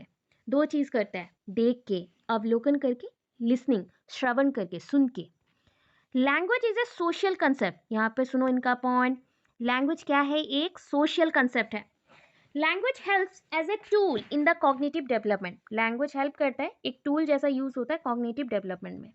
वहाँ पे बोला कि लैंग्वेज कोई टूल नहीं है आपके डेवलपमेंट में, यहाँ पे बोला जा रहा है वाइगोट्स्की के कंसेप्ट में लैंग्वेज हेल्प करता है, एक टूल जैसा यूज होता है कॉग्निटिव डेवलपमेंट के लिए। According to Vygotsky, language and thoughts both are independent till 2 years। 2 साल तक, 0 से 2 साल तक, मतलब बच्चा शैशव अवस्था में है, इन्फेंसी पीरियड में है, इस टाइम पे आपका लैंग्वेज अलग चलता है, थॉट अलग चलते हैं। आप जो सोचते हो वो कभी नहीं कर पाते क्योंकि छोटे हो, बहुत छोटे हो, तो जो मुंह में आता है बोल देते हो बिना सोचे समझे। तो इसलिए बोला गया वाइगोट्स्की के according at the age or up to the age of 2 years, language and thoughts are independent. ठीक है, एक दूसरे से अलग है और निर्भर नहीं करते. बट जैसे ही 2 साल के ऊपर बच्चा जाता है, सोचना शुरू करता है, तो ये दोनों मर्ज्ड हो जाते हैं, मिक्स हो जाते हैं, एक दूसरे के ऊपर डिपेंड हो जाना शुरू करते हैं. और इसके अकॉर्डिंग आपको बोला था, लैंग्वेज के अकॉर्डिंग 3 स्पीचेस हैं जो कि कॉग्निटिव डेवलपमेंट में हेल्प करता है. सोशल स्पीच, बच्चा जब 4 साल का है, बिफोर 4 years ये स्टार्ट हो जाता है और कम्युनिकेट करता है लोगों से. प्राइवेट स्पीच होता है 4 से 7 साल के अंदर और बच्चा खुद को सेल्फ डायरेक्टेड, गोल डायरेक्टेड करता है. Inner speech after 7 year, and ये बच्चा बस अपने थिंकिंग के लिए करता है, यूज फॉर थिंकिंग, खुद को समझने के लिए, खुद समझने के लिए कोई चीज़ों को करता है. ठीक है, क्या हम इतना क्लियर है? चलो रिलैक्स एंड अच्छे से सुनना. हमारे पास 2 चीज़ है, ग्रोथ है एक, डेवलपमेंट एक. ठीक है, ग्रोथ सर्टेन पीरियड तक होता है, एक टाइम फिक्स है उसके लिए, एक निर्धारित आयु तक चलेगा, एज पीरियड फिक्स्ड है. डेवलपमेंट लाइफ लॉन्ग चलता है, कंटिन्यूअस प्रोसेस है, बस सुनते चलो. ठीक है, ग्रोथ नैरो कंसेप्ट है, संकुचित है, प्रसारित नहीं है. नैरो कंसेप्ट है तो डेवलपमेंट आपका कंप्रीहेंसिव और डिटेल्ड और व्यापक रूप से यूज होता है, ब्रॉडर है, बड़ा, व्यापक, कंप्रीहेंसिव ऐसा बोला जाता है. ग्रोथ ओनली फिजिकल है, शारीरिक होते हैं, शारीरिक होती है. ठीक है, डेवलपमेंट सब कुछ को इंक्लूड करता है, एक तो है बॉडी के अंदर चलता है इसलिए इंटरनल बोला गया. मल्टी डायमेंशनल है बिकॉज बहुत सारे चीज कनेक्टेड है. PCSEL M एंड लास्ट में इसका मिला जुला रिजल्ट क्या है? बिहेवियर. सो एक दूसरे से कनेक्टेड है, that is called multi dimensional. Okay, growth doesn't follow certain order. Growth कोई फॉलो ऑर्डर नहीं करता है, मतलब कोई ऑर्डर फॉलो नहीं करता, उल्टा हो गया. ग्रोथ कोई ऑर्डर फॉलो नहीं करता, बट डेवलपमेंट का पर्टिकुलर क्रम है या ऑर्डर है, सीक्वेंस में चलता है. पहले कॉग्निटिव होगा, पहले फिजिकल होगा, फिर कॉग्निटिव होगा, फिर सोशल होगा, फिर इमोशनल, मोरल, लैंग्वेज एक साथ होंगे, ऐसा. तो क्रम अनुसार चलता है. तो डेवलपमेंट आपका सर्टेन ऑर्डर को फॉलो करता है. Growth can be measured and weight. Growth को आप नाप सकते हो या माप सकते हो, वेट को आप तोल सकते हो, जैसे आपका वेट आपने वजन किया, तो that is the weight. But development is observable. Development बस आप देख के समझ सकते हो, ना ही उसको मार्किंग कर सकते हो, ना ही उसको माप सकते हो, ना ही कोई चीजें उसको तोल सकती हैं. Growth is clearly visible. Growth clearly visible होता है. Development is not clearly visible. किसी पर्सन में डेवलपमेंट चल रहा है ये आप बोल भी नहीं सकते देख के, अगर प्रॉपरली उसको 1-1.5 साल के लिए आपने ऑब्जर्व नहीं किया, कुछ लॉन्गर पीरियड के लिए आपने ऑब्जर्व नहीं किया है. Growth is a part of development itself. अगर डेवलपमेंट इतना बड़ा है तो उसके अंदर 2 चीज और आते हैं, ग्रोथ भी, मैचुरेशन भी. ग्रोथ पहले आएगा, फर्स्ट है, मैचुरेशन दूसरे पॉइंट पे आया, सेकंड है. जब ग्रोथ एंड होता है, मैचुरेशन स्टार्ट होता है. ठीक है, ये दोनों ही आपके डेवलपमेंट के विदिन आते हैं. तो डेवलपमेंट इसलिए ब्रॉडर है, बड़ा है. ठीक है, ब्रॉड है, बड़ा है. Okay, growth is a part of development बोला गया, but development is independent and all round. Development independent है, डेवलपमेंट किसी एक चीज पे डिपेंडेंट नहीं है, इंडिपेंडेंट है. डेवलपमेंट के with in growth and maturation आता है, परिपक्वता आता है. Last one, growth pattern is external. Physical बोला था ना, शरीर में दिखता है ग्रोथ, आप बड़े हो रहे हो, लंबे हो रहे हो, चौड़े हो रहे हो, मोटे हो रहे हो, ये फिजिकल है, दिखेगा बाहर से, एक्सटर्नल है. बट डेवलपमेंट ना इंटरनल इन नेचर है, जो आपके आंतरिक होता है, मतलब अंदर ही चलेगा. ठीक है, अभी प्रिंसिपल छोटा छोटा करके फटाफट से समझा रही हूँ, जल्दी जल्दी क्विकली समझो. Principle of direction of development. Principle of direction of development बोला गया. डायरेक्शन ऑफ डेवलपमेंट में 2 पार्ट आते हैं, याद रखना. एक होता है सेफालोकोडल. सेफालोकोडल, सेफालोकोडल का दूसरा नाम क्या है? Head to toe. Head to toe. ठीक है, हेड टू टो. तो हेड टू टो मतलब आपका डेवलपमेंट किधर से किधर तक चलेगा, सर से शुरू होगा और पैर तक चलेगा, हेड टू टो. ठीक है, आपका पहला डेवलपमेंट सर में होगा, फिर बच्चे का डेवलपमेंट पैरों के तरफ जाएगा, पैरों की तरफ जाएगा. ऐसा है तो पहले सर का डेवलपमेंट हुआ, फिर टो का डेवलपमेंट, हेड टू टो. ठीक है, और एक आपका डेवलपमेंट होता है, that is principle of direction of development में प्रॉक्सिमो डिस्टल। प्रॉक्सिमो डिस्टल याद रखना, प्रॉक्सिमो मतलब पास का, डिस्टल मतलब दूर का। प्रॉक्सिमो मीन्स पास का, डिस्टल मतलब दूर का, या बोल सकते हो प्रॉक्सिमो मतलब अंदर का और डिस्टल मतलब बाहर का। तो आपका अगर डेवलपमेंट हो रहा है, इधर से ऐसे जाएगा, इधर से ऐसे जाएगा, इधर से ऐसे। तो डेवलपमेंट पहले आपके स्केलेटन का होगा, फिर मांसपेशी का होगा, ऐसा जाता है डेवलपमेंट। मैं एरो मार्क दे रही हूँ, देखते जाओ। बीच से शुरू हुआ सेंट्रल एक्सिस से, और बाहर की तरफ आपका डेवलपमेंट होना शुरू करेगा। हेड टू टो नहीं बोला गया, आपको बोल रहे डायरेक्शन देखो, इधर से इधर जा रहा है, मतलब बीच से बाहर की तरफ, अंदर से बाहर की तरफ, इसको बोलते हैं proximo distal. Principle of uniform pattern, देखो हम सबका डेवलपमेंट एक ही पैटर्न में होता है, पैटर्न बोला गया है, रेट नहीं बोल रही हूं मैं। हर एक चीज का रेट अलग अलग होता है। ये रेट मतलब दाम नहीं, रेट मतलब परसेंटेज। मेरा अगर ग्रोथ 5 फुट का है तो आपका मे बी मेरे एज में 6 फुट भी हो सकता है। मेरा अगर ग्रोथ 50 kg का है तो आपका ग्रोथ हो सकता है मे बी आप 30 kg, 40 kg या 80 kg के भी हो सकते हो। तो ये रेट बोला गया है इसको। बट पैटर्न अगर बोला जाए तो मेरा पहले फिजिकल डेवलपमेंट होगा, तो आप भी मेरे उम्र के हैं तो पहले आपका फिजिकल डेवलपमेंट ही होगा। सोचो जैसे रोहन का भी फिजिकल डेवलपमेंट पहला हुआ, स्वाति का भी फिजिकल डेवलपमेंट पहला हुआ, और शिखा का भी पहले फिजिकल डेवलपमेंट हो गया। ठीक है, फिजिकल के बाद पैटर्न में आता है कॉग्निटिव, फिर रोहन का कॉग्निटिव डेवलपमेंट भी चलेगा, रोहन, फिर स्वाति शिखा का भी कॉग्निटिव डेवलपमेंट ही चलेगा, स्वाति एंड शिखा। ठीक है, समझ गए। वैसे ही हर एक पैटर्न को फॉलो करेंगे, जैसे PCSELM, PCSELM एंड ELM एक साथ चलता है, PCS एक के बाद एक चलेंगे। ठीक है, तो हर एक पर्सन में यही पैटर्न में बड़े होते हैं इंसान, इसको यूनिफॉर्म पैटर्न बोला जाता है। पहले P होगा, देन C होगा, S होगा, इसी सीक्वेंस में होगा। ठीक है, फिर नेक्स्ट आता है प्रिंसिपल ऑफ सर्टेन ऑर्डर। कुछ क्रम को हम मानते हैं। पहले हमें क्या होगा, इन्फेंसी होगा, फिर आएगा चाइल्डहुड 2 स्टेज, फिर एडोलेसेंस आएंगे, फिर प्यूबर्टी आएगा, फिर हम एडल्टहुड जाएंगे, फिर ओल्ड एज जाएंगे। आप बोलोगे मेरे लाइफ से ओल्ड एज को निकाल के फेंक दो, इम्पॉसिबल है। आप बोलोगे मेरे एज से पूरा ही एडोलेसेंस पीरियड को निकाल के फेंक दो, इम्पॉसिबल है। तो सबका यही सीक्वेंस है, इन्फेंसी होगा, अगर ऑर्डर बोला गया तो आपको इन्फेंसी, चाइल्डहुड, एडोलेसेंस ऐसा लिखना है।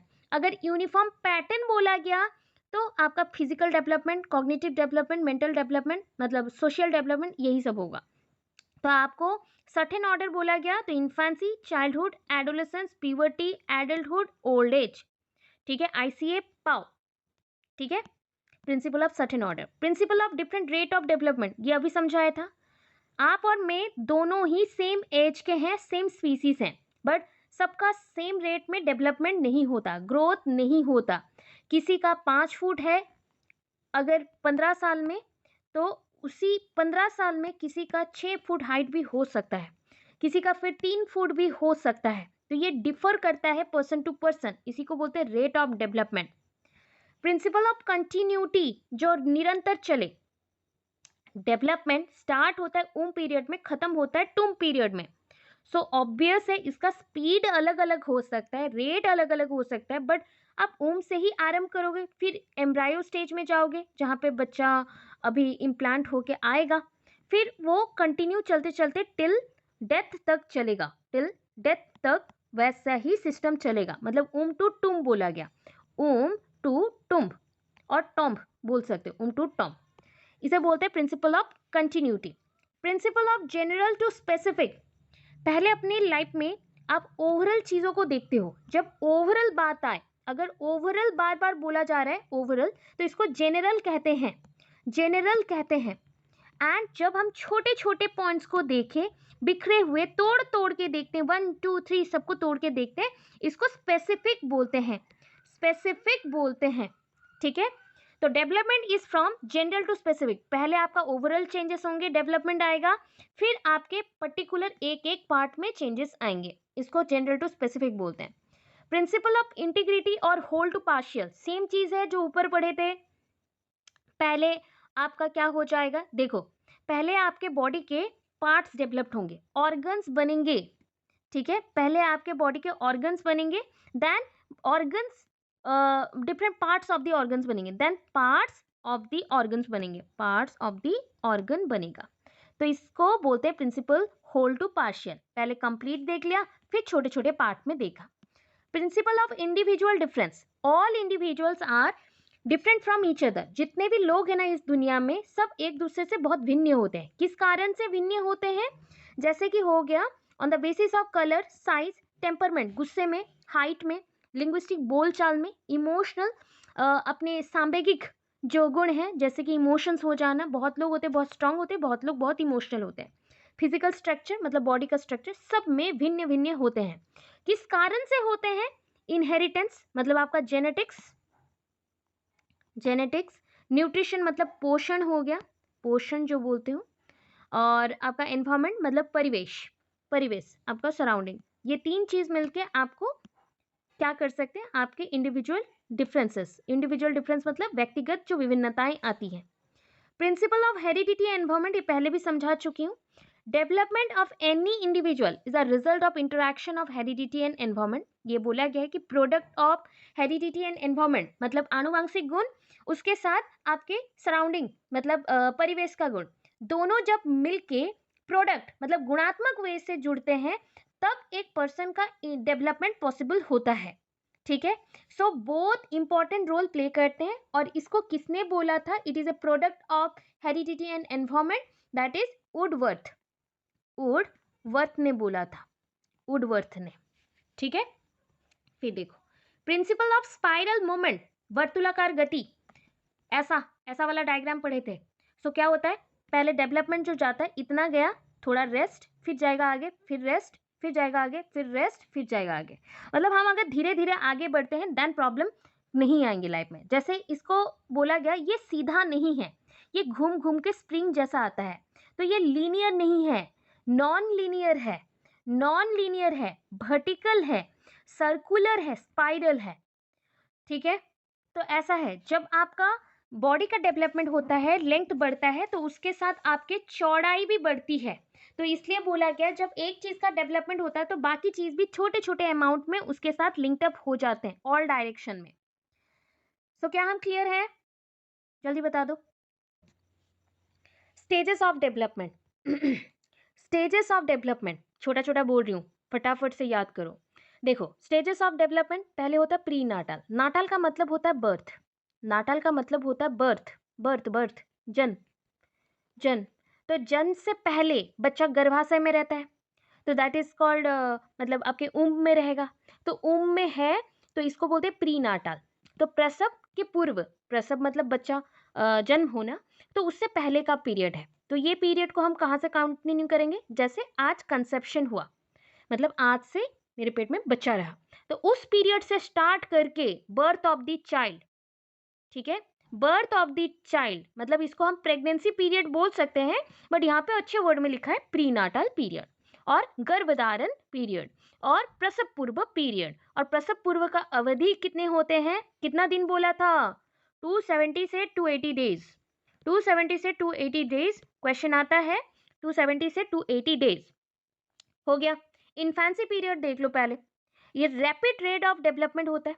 देखो फटाफट बोल रही हूँ, इन्फेंसी शैशवावस्था है, यहाँ पे बच्चे का फिजिकल डेवलपमेंट बहुत फास्टर होता है, हर एक टाइप का डेवलपमेंट थोड़ा थोड़ा आगे बढ़ता है, फिजिकल थोड़ा ज़्यादा होता है। देखो ट्रिमेंडस स्टेज बोला गया मोटर डेवलपमेंट का, एंड मोटर डेवलपमेंट किसका पार्ट है? फिजिकल डेवलपमेंट का पार्ट है, इसलिए बोला गया इस स्टेज में फिजिकल डेवलपमेंट बहुत ही आगे चलता है। ऐसा डायग्राम अगर बनाओगे ऐसा बनेगा ग्राफ में। The child begins to gain specific muscle, बच्चों के बॉडी में मसल्स गेन होते हैं। देखना बच्चे का साइज चेंज होता है, 7 दिन 8 दिनों के अंदर थोड़ा थोड़ा बच्चा डेवलप करना शुरू करता है। बच्चे सेंस ऑर्गन के थ्रू मूव करते हैं, बच्चे क्या करते हैं? स्वैच्छिक गतिविधियां करना शुरू करते हैं, जैसे हाथ पैर हिलाना, छोटे बच्चे भी हाथ पैर हिलाते हैं। ठीक है, फिर चाइल्डहुड स्टेज जो होता है इसको 2 पार्ट में डिवाइड किया गया है, early childhood, letter childhood. Early childhood क्या होता है? इसको हम क्या क्या एज बोलते हैं? सुन लो, अर्ली चाइल्डहुड टॉय एज बोला जाता है। कैसे याद रखोगे? कि पूर्व बाल्यावस्था में बच्चा खिलौने के साथ खेलता है, इसलिए इसको टॉय एज बोलते हैं। बच्चा कोई गैंग के साथ नहीं खेलता, अकेले खेलना पसंद करता है या माता पिता के साथ, इसलिए प्री गैंग एज बोलते हैं। बच्चे का क्यूरियोसिटी बहुत आगे रहता है, क्या हो रहा है, क्यों हो रहा है, कैसे हो रहा है, तो ये क्यूरियोसिटी स्टेज है। एक्सप्लोरेटरी स्टेज भी इसको बोल सकते हैं, एक्सप्लोरेटरी स्टेज भी इसको बोल सकते हैं। ठीक है, इस स्टेज को हम मतलब प्ले एज नहीं बोलेंगे। कभी कभी ना कंफ्यूजन में ये होता है, क्योंकि इन्फेंसी पीरियड के लास्ट के टाइम पे टॉय एज भी आ जाता है। देखो ये 2 है ना, यहाँ पे भी तो 0 to 2 था, टॉय एज आ जाता है, तो कभी कभी कंफ्यूजिंगली टॉय एज उधर भी गया तो इधर प्ले एज रहेगा, खेल कूद के समय। ठीक है, बच्चे का ग्रोथ रेट इस पीरियड में थोड़ा स्लो हो जाता है, मतलब फिजिकल जो ग्रोथ होता है ऐसा चल रहा था, थोड़ा सा डाउन डाउन डाउन ऐसा चलेगा अब। ठीक है, फिर क्या होता है, कुछ समय के बाद ये स्टीडी हो जाता है, ऐसा सीधे सीधे चलेगा। ठीक है, अभी लेटर चाइल्डहुड पीरियड को हम एलिमेंटरी स्कूल स्टेज भी बोल सकते हैं, ट्रबल सम एज भी बोल सकते हैं, बिकॉज परेशानी से भरी वाली उम्र है, बच्चा हर एक छोटी बात पे परेशान हो जाता है। गैंग एज, यहाँ पे बच्चा अपने दोस्तों के साथ गैंग बनाता है, प्ले एज भी बोला गया, इसको पर्टिकुलर प्ले एज बोला जाता है, यहाँ पे मेंशन है। अब आते हैं एडोलेसेंस पीरियड में, फिर से देखना, adolescence comes from the Latin word, एक लैटिन वर्ड से आया है, एडोलेसियर एडोलेसियर एडोलेसियर, किशोरावस्था लैटिन शब्द एडोलेसियर से आया है। सो यहाँ पे एडोलेसेरे बोला गया है, बट एडोलेसियर बोला जाता है, और एडोलेसियर का मतलब होता है to grow to become mature, बड़े हो जाओ और मैच्योर बनो, to grow to become mature, तो ग्रोथ खत्म होने से मैच्योरिटी आएगा ना, तो ऐसे ही याद रखोगे। ये स्टेज है टीन एज का, तो 12 से स्टार्ट हो जाएगा, 12 to 19 आता है। ठीक है, इस स्टेज को हम ट्रांजिशनल पीरियड भी बोल सकते हैं, किसके किसके बीच आता है, इधर अगर चाइल्डहुड है, इधर एडल्टहुड है, बीच का कनेक्शन कौन करता है, आपका एडोलेसेंस पीरियड, मतलब शेयर जो पॉइंट है, एडोलेसेंस आपका जो अवस्था है, पीरियड है, वो करता है। एडोलेसेंस स्टेज किसका है, स्टोम एंड स्ट्रेस का, ये किसने बोला था, स्टैनली हाल ने बोला था। ठीक है, it is also known as a problem age और रोल कंफ्यूजिंग एज, और भी मैं वर्ड दे रही हूँ, रोल कंफ्यूजिंग एज, और इसको बोलते हैं आइडेंटिटी क्राइसिस होता है बहुत ज़्यादा, तो आइडेंटिटी क्राइसिस होगा इस स्टेज में। हो गया, अब हम नेचर वर्सेस नर्चर को समझते हैं। The term nature stands for what comes to the children through the genetic influence और हेरिडिटी। नेचर, आपका जो नेचर है वो कैसे मिला आपको, आपका जो नेचर, आपका जो प्रकृति है वो आपको जेनेटिक्स से मिला। नर्चर क्या है, जो आपका सराउंडिंग है, जो आपको पोषण देता है, सराउंडिंग है। ठीक है, कंटिन्यूटी डिसकंटिन्यूटी क्या है, डिसकंटिन्यूटी जो कंटिन्यूस ना हो, जैसे कि आपका discontinuity in the developmental process refers to a new way of understanding the world. देखो डिसकंटिन्यूटी मतलब हम ना इस दुनिया को अपने हिसाब से समझते हैं, कभी एक हिसाब से समझ लिए, कभी थोड़ा दूर गया तो दूसरे हिसाब से समझ लिए। Discontinuity approach gives rise to stage theories, इसी के वजह से आपके स्टेज थ्योरीज आए, जैसे आपका कॉग्निटिव डेवलपमेंट थ्योरीज आए, मोरल डेवलपमेंट, एरिक्सन का डेवलपमेंट थ्योरीज, यही डिसकंटिन्यूटी एंड कंटिन्यूटी के अंतराल में आ गया, डिफरेंस के वजह से। हेरिडिटी एंड एनवायरनमेंट अभी समझा दिया था, तो यू नो दैट कि हेरिडिटी अपने माता पिता से जो कैरेक्टर मिल जाता है बच्चों को, जैसे कि पर्सनालिटी, इंटेलिजेंस, कुछ चीज़ें हैं वो मिल सकते हैं, बाकी कुछ चीज़ें होते हैं जो हमारे अंदर रहते हुए भी एनवायरनमेंट जैसा जैसा चेंज होगा उसके साथ परिवर्तन होता है। एनवायरनमेंट क्या होता है, जो हमारे सराउंडिंग में है, जहाँ पे हम रहते हैं, individual lives. Child's immediate environment strongly influence their personality and intelligence. देखो मेरा इंटेलिजेंस जो भी है, बट जो एनवायरनमेंट में, जिस एनवायरनमेंट में मैं रहती हूँ वो एनवायरनमेंट मेरे इंटेलिजेंस को हैम्पर कर सकता है। ठीक है, चेंज कर सकता है। तो हेरिडिटी एंड एनवायरनमेंट का मैंने बताया था। हेरिडिटी एक बायोलॉजिकल प्रोसेस है, एनवायरनमेंट आपका सराउंडिंग है। यहाँ पे आते हैं फैमिली, स्कूल, नाइबर, मीडिया। बोल सकते हो एनवायरनमेंट सोसाइटी है और सोशियोलॉजिकल प्रोसेस है, बायोलॉजिकल इधर लिखा था तो ये सोशियोलॉजिकल प्रोसेस है। Influence of physical development, influence on character, influence on इनेट power, ये अंदरूनी जो शक्ति है उसको बढ़ावा देता है, ये आपके कैरेक्टर को बिल्ड करता है, ये आपके फिजिकल डेवलपमेंट को भी बिल्ड करता है। ये क्या करता है, ये आपके बुद्धिमत्ता को चेंज कर सकता है, मतलब आपका इंटेलेक्चुअल जो डेवलपमेंट है, इन्फ्लुएंस ऑन डिफरेंट रेस, हमारे जातियों के ऊपर प्रभाव डालता है। और पर्सनालिटी भी, व्यक्तित्व का भी चेंजेस आते हैं, परिवर्तन आते हैं। और नहीं चाहिए। और वुडवर्थ का देखो, मैंने कंसेप्ट बोल दिया है, it is a product of the interaction of heredity environment, इतना एनफ है। इसके बाद नेक्स्ट में जाएंगे, क्या हम क्लियर। इंडिविजुअल डिफरेंस क्या होता है? इंडिविजुअल डिफरेंस होते हैं आपके व्यक्तिगत भिन्नताएं, भिन्नताएं, भिन्नता, व्यक्तिगत भिन्नता। इंडिविजुअल डिफरेंस का मतलब है हम सब अलग अलग हैं। किस आधार पे अलग अलग हो वो जानना है। हम अपने इमोशनल पॉइंट से अलग हैं, हम अपने फिजिकल बॉडी के स्ट्रक्चर से अलग है। किसी का वेट बहुत ज़्यादा होता है बट देखने में नॉर्मल लगता है, किसी का मतलब हाइट बहुत ज़्यादा होता है, तो किसी का अगेन सुंदरता बहुत ज़्यादा होता है। तो ये सारे कैरेक्टर्स भी हो सकते हैं। प्लस किसी का इंटेलिजेंस ज़्यादा होता है, कम होता है। जेंडर में हम सब अलग अलग हैं, तो इसको हम फिजिकल, इमोशनल, साइकोलॉजिकल कैरेक्टरिस्टिक्स बोलते हैं। क्वेश्चन आ सकता है कि individual difference is based on following points, out of which one is not correct. तो वहां पे दे दिया फिजिकल, इमोशनल, साइकोलॉजिकल, और एक दे दिया मेंटल। ठीक है, मेंटल। साइकोलॉजिकल आ गया है मतलब उसमें सब कुछ आ जाएगा, तो मेंटल को टिक नहीं करोगे। ठीक है, वहां पे आ गया बिहेवियरल, तो उसको भी टिक नहीं करना है। फिजिकल, इमोशनल, साइकोलॉजिकल में ही 3 पॉइंट्स के आधार पे ही सब कुछ होता है। देखो, areas of individual difference, physical difference, mental difference, difference in intelligence, gender difference, personality difference, emotional difference. शारीरिक भिन्नता, मानसिक अंतर, बुद्धि में भिन्नता, लिंग में भिन्नता, व्यक्तित्व में भिन्नता, भावनात्मक भिन्नता और अंतर। अब देखो टाइप्स ऑफ इंडिविजुअल डिफरेंस, व्यक्तिगत जो विभिन्नताएं होती हैं उसमें भी प्रकार भेद है।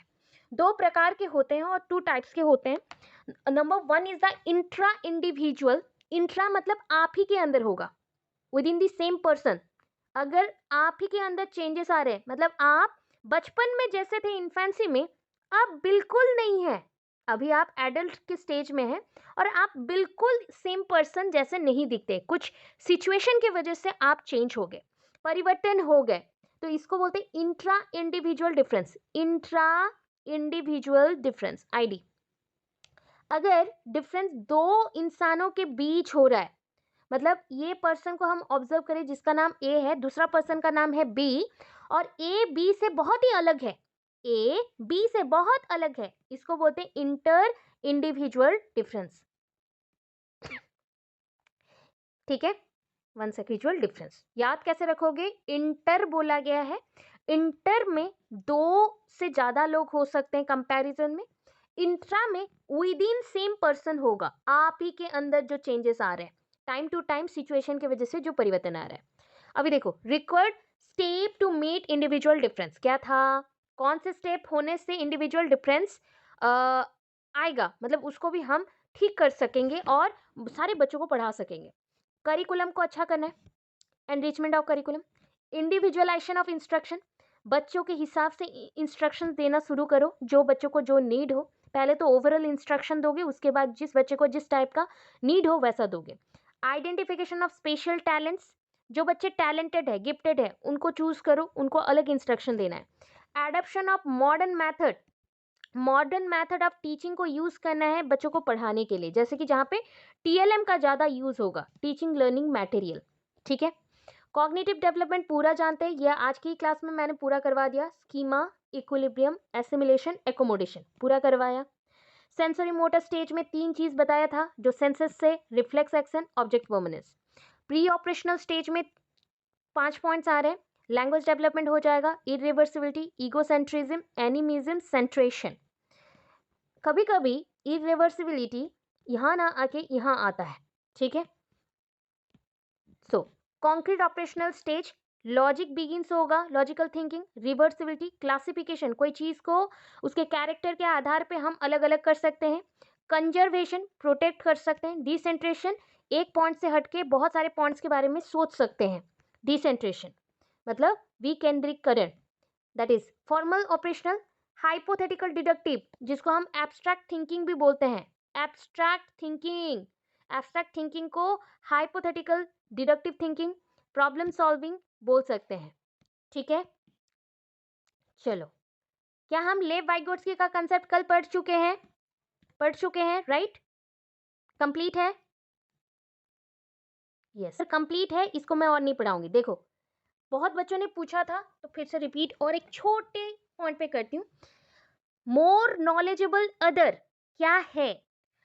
अधिक जानकार या अन्य, मतलब मैं आपसे थोड़ा सा ज्यादा एक्सपीरियंस कैरी करती हूँ तो मैं आपके प्रॉब्लम में आपको समझा दूंगी, जैसे आप बेटर अंडरस्टैंडिंग, बेटर स्किल्स तक पहुंच सके। ठीक है, तो मेरे पास वो स्किल्स हैं और मैं आपको उस चीज का नॉलेज दूंगी। तो मोर नॉलेजेबल अदर्स, अधिक जानकार अन्य। फिर क्या है? Scarf holding. स्काफ होल्डिंग कौन करता है? टीचर स्टूडेंट के लिए करेगा और नॉलेजेबल पर्सन स्टूडेंट्स के लिए और लर्नर्स के लिए करेंगे। मैं अगर आपको सहायता करती हूँ आपके कामों में, आपके काम को पूरा करने के लिए, तो उसे स्काफ होल्डिंग कहा जाएगा। देखो, it refers to a process through which temporary support is imparted to the learner to enhance learning to achieve goal। आपके गोल को पूरा करने के लिए अगर मैंने सहायता किया, जो अभी मैं कर रही हूँ, इसे स्काफ होल्डिंग कहा जाएगा। अगर आपको सहायता का जरूरत पड़ा और आप मेरे पास दौड़े दौड़े आए कि मैम हेल्प कर दो, इस चीज को पूरा करना है, मुझे सीखना है, तो उसको जेडपीडी बोला जाता है। अगर लर्नर के तरफ से आया तो जेडपीडी है, जोन ऑफ प्रॉक्सिमल डेवलपमेंट। अगर टीचर के तरफ से और नॉलेजेबल पर्सन की तरफ से आता है तो उसे स्काफ होल्डिंग बोला जाएगा। ठीक है, प्राइवेट स्पीच जानते हो? प्राइवेट स्पीच में बच्चा क्या करता है? बाय व्हिच इंटरनल कम्युनिकेशन है, निजी भाषण है, जो अपने खुद के जानकारी के लिए वो करता है अपने लोगों के साथ। ठीक है, वाइगोट्स्की के कंसेप्ट में और भी 2-3 टॉपिक्स हैं जो इंपॉर्टेंट है। मैंने आपको प्राइवेट स्पीच समझा दिया है, इनर स्पीच समझा दिया है और आपको समझा दिया है सोशल स्पीच भी, पर ये 3 टॉपिक नहीं समझाया। ये 3 टॉपिक आपके एग्जाम में थ्योरी पेपर में एक एक शॉर्ट क्वेश्चन है। रेसिप्रोकल टीचिंग थर्ड सेमेस्टर बच्चों का है, कोलैबोरेटिव लर्निंग थर्ड सेमेस्टर का बच्चों का भी है, कोऑपरेटिव थर्ड सेमेस्टर का है, फर्स्ट सेमेस्टर बच्चों का भी है और कुरुक्षेत्र बच्चों का भी। ये 3 टॉपिक है। ठीक है, सबका है ये टॉपिक आपके पेडागोजी पेपर में। रेसिप्रोकल टीचिंग होता क्या है समझो पहले, इससे क्वेश्चन रहता ही है, ये 3 में से कोई एक से क्वेश्चन रहेगा। रेसिप्रोकल टीचिंग क्या होता है? रेसिप्रोकल टीचिंग हिंदी में बोलते हैं पारस्परिक शिक्षण। ठीक है, इस टीचिंग में रेफर्स टू एन इंस्ट्रक्शन और instructional activity in which students become the teacher in small group reading session. देखो, मैंने आज ना मेरे घर पर प्रॉब्लम है और मैं क्लास नहीं कर पाई, तो आप में से जो बच्चा थोड़ा टैलेंटेड है और जिसको उस सब्जेक्ट का नॉलेज है, वो क्या करेगा? स्मॉल ग्रुप बना के रीडिंग सेशन करेगा। ठीक है, और उस रीडिंग सेशन के लिए वो बच्चा टीचर रहेगा। इसको बोलते हैं टीचर्स मॉडल, मतलब टीचर एक मॉडल है और उनको देख के मैं कॉपी कर रहा हूँ, छोटे छोटे ग्रुप में मैं रीडिंग सेशन बना के पढ़ा रहा हूँ या गाइड कर रहा हूँ, डिस्कस कर रहा हूँ, तो इसको रेसिप्रोकल टीचिंग कहते हैं। और ये 4 पार्ट के ऊपर डिपेंड करता है। 4 स्ट्रैटेजी है इसका, SQCP। SQCP, एस का मतलब है समराइजिंग, सारांश बनाना। क्यू का मतलब है क्वेश्चन जेनरेटिंग, क्वेश्चन का उत्पन्न करना। सी का मतलब है क्लैरिफाइंग, उसका स्पष्टीकरण करना। पी का मतलब है प्रेडिक्टिंग, उसको प्रेडिक्ट करना कि उसका रिजल्ट क्या आएगा, भविष्यवाणी करना। सो SQCP। तो पहला क्या बोला? समराइजिंग, कोई भी चीजों को अगर समझाना है बच्चों को तो उसको पहले बड़ा करके बताओ, फिर क्वेश्चन जेनरेट करो कितना वो समझ पाए जानने के लिए, फिर क्लैरिफाई करो अगर वो गलत होते हैं उस पर, फिर लास्ट में प्रेडिक्ट करो कि वो ऐसा रिजल्ट दे सकते हैं और आउटकम दे सकते हैं। इसे बोलते हैं रेसिप्रोकल टीचिंग। कोलैबोरेटिव लर्निंग क्या है? कोऑपरेटिव लर्निंग क्या है? हियर कोलैबोरेटिव में पहले जा रहे, here learners rely on one another to accomplish the task that they otherwise wouldn't be able to complete individually। जो काम मैं अकेला नहीं कर सकता, हम एक दूसरे को सहायता करते हुए करेंगे। एक दूसरे के ऊपर हम निर्भर है और एक दूसरे को अगर हेल्प ना करें तो हमारा काम पूरा नहीं होगा। इसको कोलैबोरेटिव लर्निंग बोलते हैं। कोऑपरेटिव क्या है? It enhance child cognitive development. यहाँ पे बच्चों को सिखाया जाता है हम एक साथ काम तो करेंगे, हम एक दूसरे से सीखेंगे। अगर बीच में से कोई भी बच्चा चले जाता है, कोई भी पार्टनर चले जाता है, तो हम अकेले वो काम को कंटिन्यू कर सकते हैं। समझो, मैं और आप मिल के काम कर रहे थे और बीच से मेरा तबीयत खराब हो गया, मैं वहां से क्विट कर दी, उस गेम को छोड़ दिया, पढ़ाई को छोड़ दिया, काम को छोड़ दिया। उस प्रोजेक्ट पे काम आप कर रहे हैं अकेले, बिकॉज आपने मेरा स्किल भी सीख लिया, कौशल सीख लिया और उस काम को पूरा करेंगे। इसको कोऑपरेटिव बोला जाता है। ठीक है, व्यूज ऑन लैंग्वेज ये पढ़ चुके हो, अभी पढ़ाया था, अकॉर्डिंग टू पियाजे, अकॉर्डिंग टू वाइगोट्स्की। क्या हम क्लियर है? फिर भी देख लेते हैं। होलवर्क गया था, मतलब सॉरी, आपका पियाजे गया था, कोलवर्क है। इनसे 2 मार्क का क्वेश्चन रहेगा, ठीक है, और एग्जाम में तो लॉन्ग क्वेश्चन है ही। लॉरेंस कोलवर्क, इनका पूरा नाम क्या रहा? लॉरेंस कोलवर्क। और इनके लेवल्स कितने हैं? लेवल्स है 3, स्टेजेस हैं 6। लेवल है 3, लेवल्स कितने हैं? 3, स्टेजेस हैं 6, स्टेजेस हैं 6। हर एक लेवल का, जैसे लेवल 1 है, L1 लिखा, इसमें 2 स्टेज है, स्टेज 1, स्टेज 2। L2 लिखा, क्लियर करते हैं, L1 लिखा तो इसमें 2 स्टेज आए, S1 and S2, stage 1 stage 2। L2 लिखा, इसमें 2 आएंगे, S3 एंड S4। फिर लिखा L3 तो इसमें 2 स्टेज आएंगे, S5 एंड S6। ठीक है, बच्चे का एज ऐसा ऐसा बढ़ते जाएगा, आगे आगे जाएगा।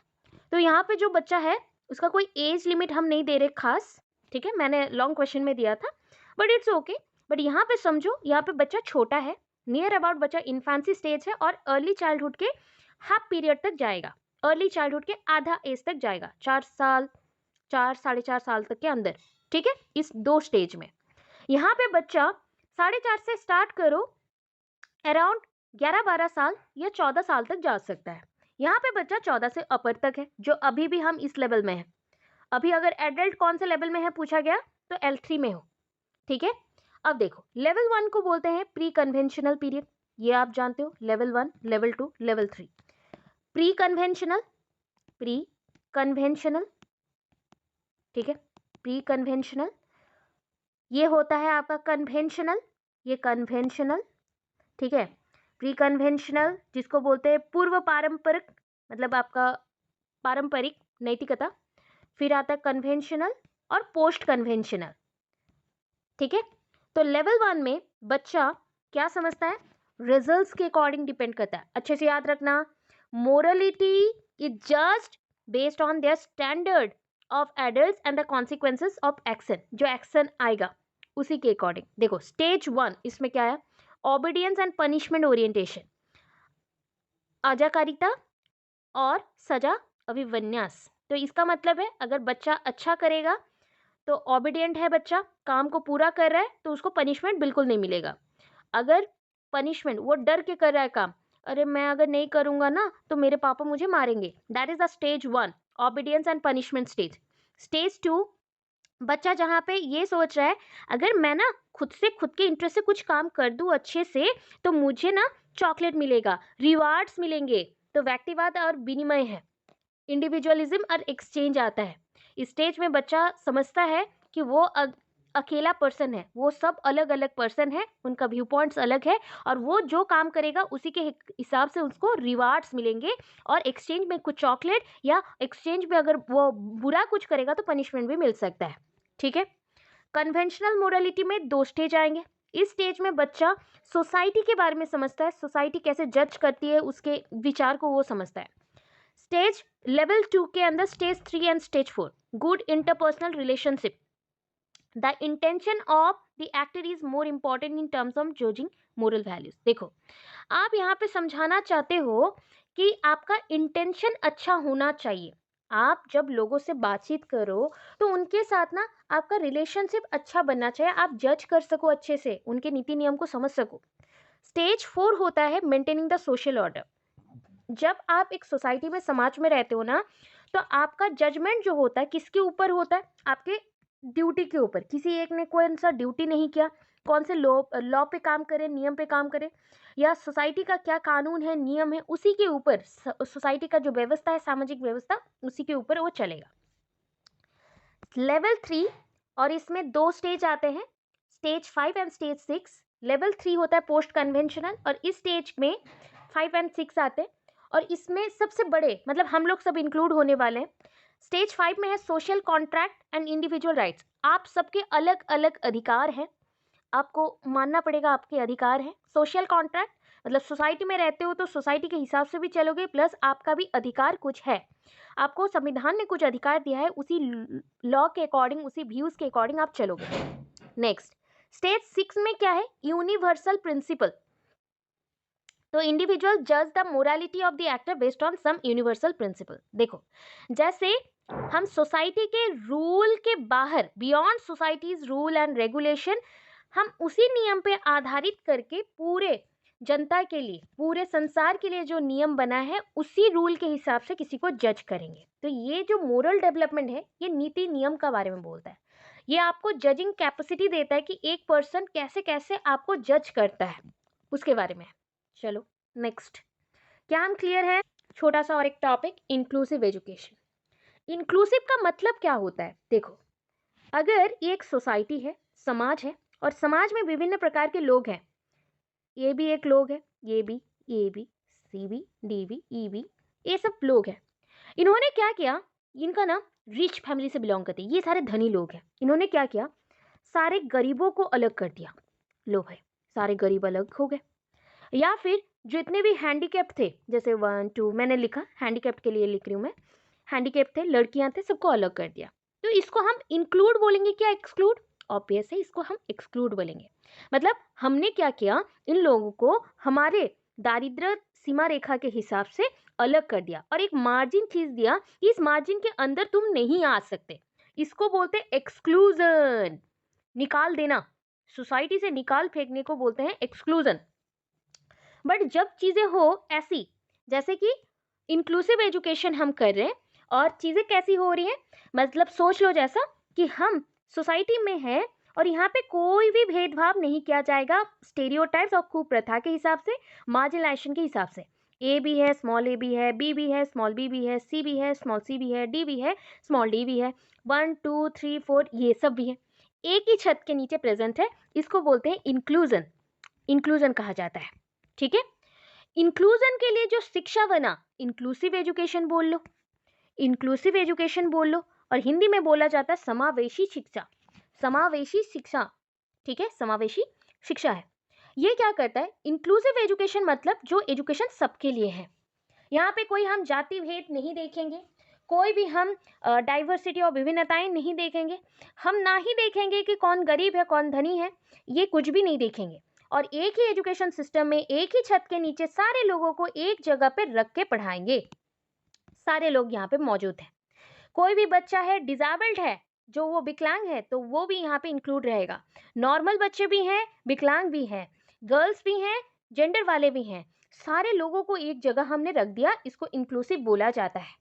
ठीक है, ये किसको वैल्यू देता है, प्रायोरिटी किसको देता है, इट वैल्यूज द डाइवर्सिटी और each child brings to the classroom. वो मानता है कि सारे विभिन्न जो लोग हैं, भिन्नताएं जो हैं, गरीब, दुखी और विकलांग, लड़कियां, जितनी भी भिन्नताएं हैं, सबको एक जगह लाके रखो, पढ़ाओ। Inclusive education improves the quality and making provisions education for all. इन्होंने एजुकेशन का जो वैल्यू है, गुणवत्ता है, उसको बढ़ा दिया और एक लॉ भी बनाया, प्रोविजंस भी बनाया कि एजुकेशन, शिक्षा हर एक बच्चे का अधिकार है, सबके लिए होना चाहिए, हर एक इंसान का अधिकार है। Inclusive education welcome and celebrate diversity. ये सारे विविधता और भिन्नताएं जो लोगों में है, सारे लोगों को एक जगह बुलाती हैं कि आओ हमारे साथ रहो, हमारे साथ पढ़ो, एक साथ चलेंगे, और उसी के ऊपर जश्न भी मनाती है। It provides a provision to include disabled children along with the normal children in a regular classroom. बोलोगे मैम रेगुलर छोड़ के भी और भी कोई क्लासरूम होता है क्या? हाँ, स्पेशल क्लासरूम होते हैं, स्पेशल स्कूल्स होते हैं। बट अगर स्पेशल स्कूल में देखा जाए तो बस डिसेबल्ड वाले होंगे ना, बट ये बोल रहा है कि डिसेबल्ड प्लस नॉर्मल दोनों अगर एक जगह प्रेजेंट है, रेगुलर क्लासरूम में जो नॉर्मल स्कूल्स होते हैं वहाँ पे प्रेजेंट है, इसको ही हम इंक्लूसिव बोलते हैं। इंक्लूसिव का मेन पॉइंट्स क्या है, एम्स क्या है, लक्ष्य क्या है? तो लक्ष्य उद्देश्य हम क्या क्या देखें, इक्वल अपॉर्चुनिटीज देना, सारे बच्चों को, जो भी बच्चों का विभिन्नताएं हैं सबको छोड़ के इक्वलिटी देना। देखो, प्रमोट्स यूनिटी इन डाइवर्सिटी। हम इतनी विविधताओं के अंदर भी एकता देखना चाहते हैं, सारे लोग एक हैं, embrace all students irrespective of race, gender, disability, medical other needs. उनका कुछ भी नीड्स हो, कोई भी जाति प्रथा के अंदर भेदभाव किया गया हो, जेंडर के अकॉर्डिंग, डिसेबिलिटी के अकॉर्डिंग, मेडिकल के अकॉर्डिंग, कोई भी जरूरत के अकॉर्डिंग अलग कर दिया गया हो, उन सबको यहाँ पे रखो एक जगह पे. Not categorise the student on the basis of, बच्चों को कैटेगराइज नहीं करना है, वर्गीकरण नहीं करना है उनके प्रतिभा, टैलेंट के अकॉर्डिंग, उनका परफॉर्मेंस, प्रदर्शन के अकॉर्डिंग. मेन ऑब्जेक्टिव्स क्या है? All the students of different abilities, differences और डिसेबिलिटीज आर ट्रीटेड इक्वली. इसका मेन पॉइंट है कि सारे बच्चे जिनको भी डिसेबिलिटीज है और डिफरेंट एबिलिटीज से आए हैं और डिफरेंसेस हैं, उनमें भेदभाव किया जाता है, उन सबको इक्वल ट्रीट करना, नागरिक जैसा ही सोचना, सबको इक्वल सोचना. For example animals, nature, outside में है, गार्डनिंग करें, कोई भी चीज़ें हो उनको एक जगह पे रख दो. ठीक है, जहाँ पे भी बच्चे हैं उनको एक समान सोचो, कोई भी जाति भेद नहीं होना चाहिए, ना ही कोई चीज़ का भेदाभेद होना चाहिए. कोई भी डिफरेंसेस और डिसेबिलिटी के बेसिस पे डिफरेंसेस और आउट और मार्जिनलाइजेशन नहीं होनी चाहिए. ठीक है, प्रोग्रेसिव एजुकेशन से कल हम कंटिन्यू रखेंगे.